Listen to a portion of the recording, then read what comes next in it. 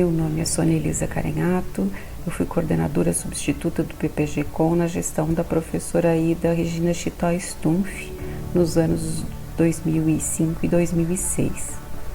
A professora Ida, então, que era coordenadora nesse período, ela estava no PPG-Com desde o início do programa até 2016, quando ela se aposentou.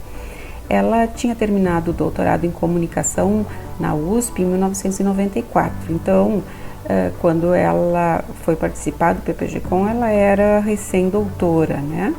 E mesmo assim ela encarou o desafio de fundar o programa junto com o professor Caparelli e a professora Nilda Jacques. Mesmo sendo doutora em comunicação pela USP, a graduação dela foi em biblioteconomia e o mestrado em educação, ambos aqui pela URGS. Então, com essa formação e com a atuação dela como professora do Departamento de Ciências da Informação da Fabico, ela liderava por assim dizer, a ala da informação no PPG-Com. A área de concentração era comunicação e informação, então a professora Ida era a nossa representante da área de informação, do qual eu também sou originária. Os 2 anos da nossa gestão foram interessantes. Naquela época a gente ainda dividia o segundo andar do prédio da Fabico com a gráfica da URGS, que ocupava a maior parte do espaço realmente. Eu lembro que nós tínhamos uma expectativa, quando iniciamos a gestão, de que a gráfica sairia em breve e a gente então poderia ampliar o espaço físico ocupado pelo programa. Mas isso de fato só acabou acontecendo em 2006 e então a nossa gestão terminou no espaço em que se iniciou. O espaço realmente era reduzido e a coordenação ocupava uma pequena sala ao lado de uma minúscula secretaria, né?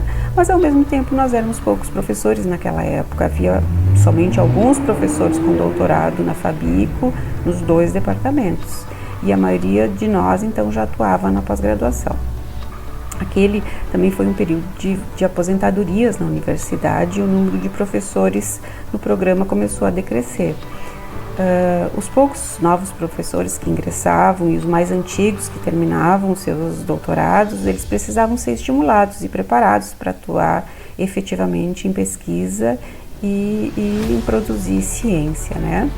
E era isso que a professora Ida então fazia. Ela implementou uma política de estímulo à produção e à inclusão imediata desses professores que ingressavam já com doutorado ou que terminavam seus doutorados, e eu lembro de inúmeras reuniões para convencimento e preparação desses professores, e felizmente ela teve sucesso. A duras penas a gente conseguiu manter um número de docentes, aproximadamente uma dezena naquela época, né? E então isso foi um aspecto positivo da gestão. Uma outra questão interessante naquele período foi o início do questionamento da união das áreas de comunicação e informação no nosso programa. Naquele período, então, a gente começou a sofrer pressões em relação a isso.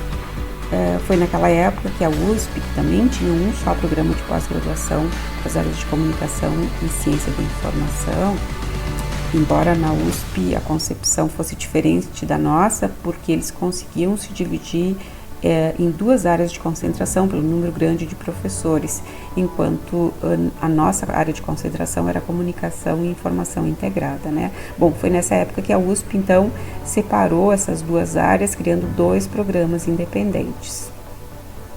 Então, não era um momento muito propício no cenário nacional para essa nossa união de comunicação e informação.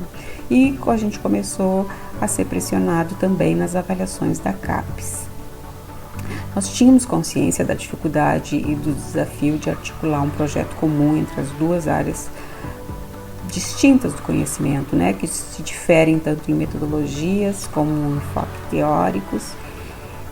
No entanto, mesmo se nós quiséssemos, nós não conseguiríamos ter 2 programas independentes na Fabico, principalmente pela falta de professores pesquisadores naquele momento, né? Então, nós resolvemos resistir.